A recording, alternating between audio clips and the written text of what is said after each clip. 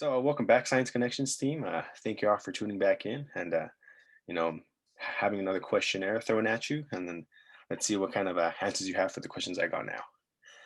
So, let's start off again with what's y'all's names?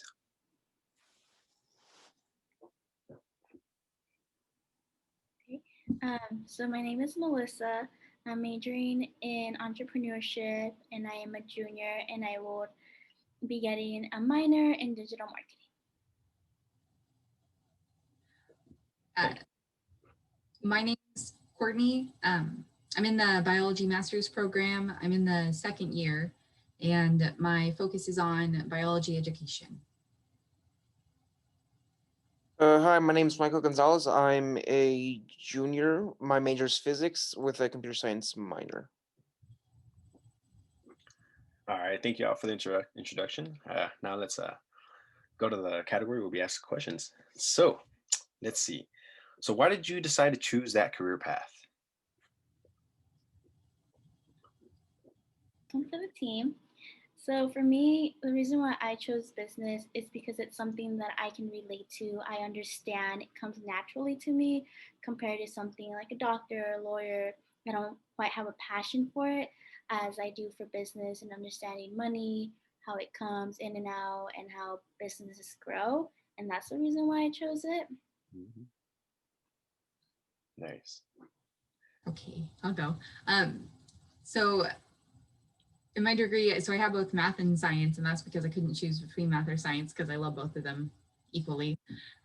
But I went into education specifically because I just love learning. And so it's always fun to learn new things. And it's really fun to work with younger minds who um, your main goal is to help them learn new things. And so that's why I chose it. Well, originally I was a computer science major, but then I switched to physics. I was thinking about doing just mathematics. Um, but I decided on physics because one, I love math.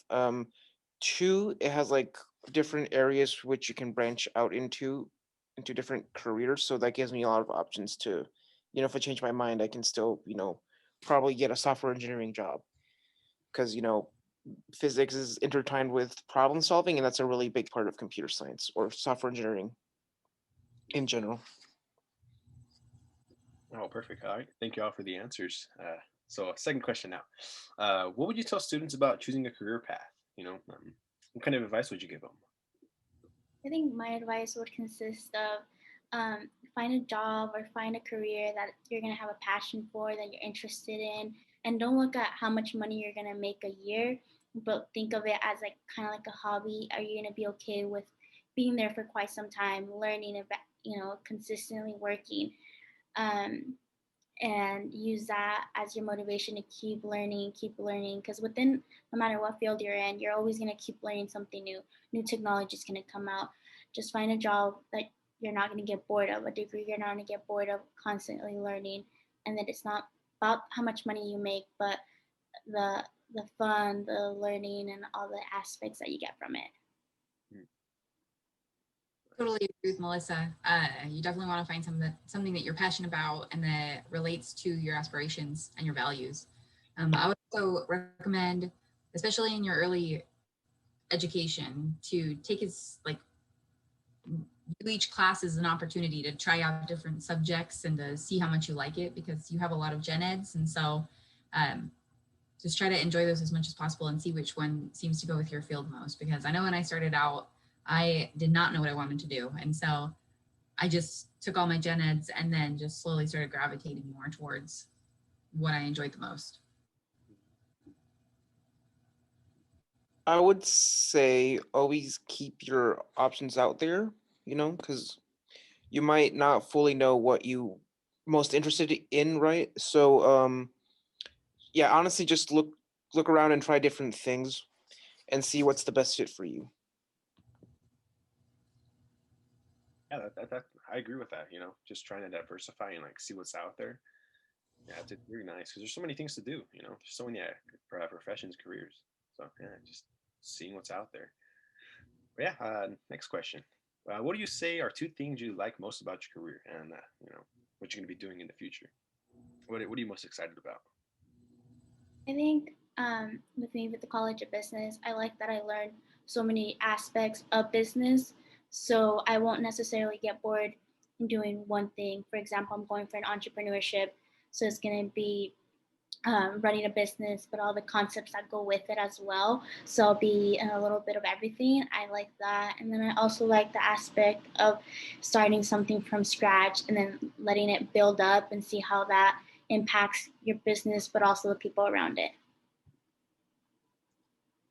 I would have to say, so working with education, my focus is on middle school and high school. And so one of my favorite things is just working with younger people because they're very interesting. They're usually really funny.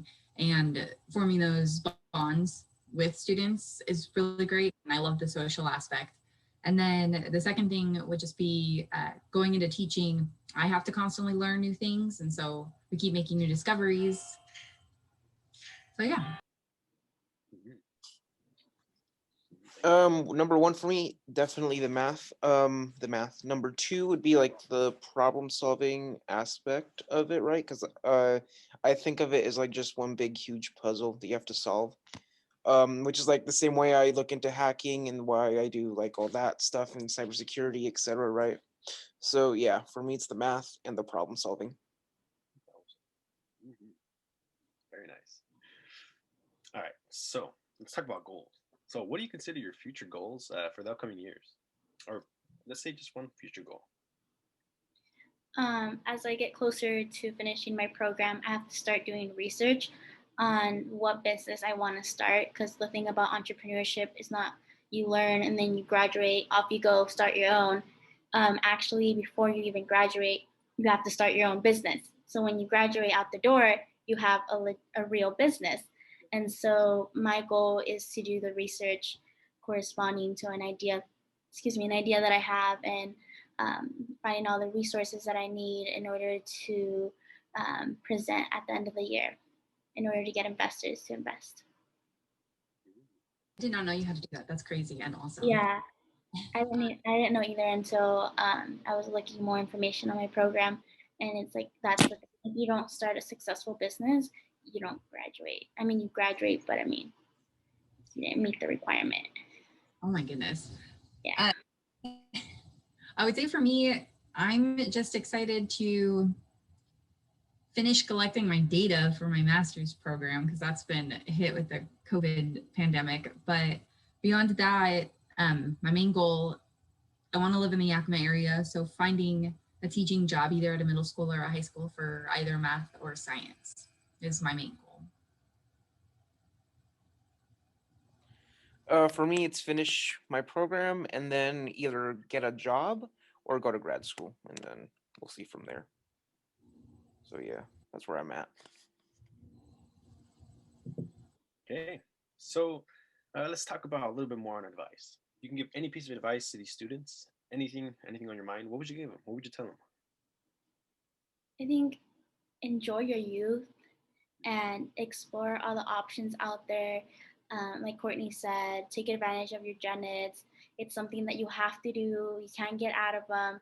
So pick categories that you kind of have an interest, and that will help you narrow down what you're wanting to major in.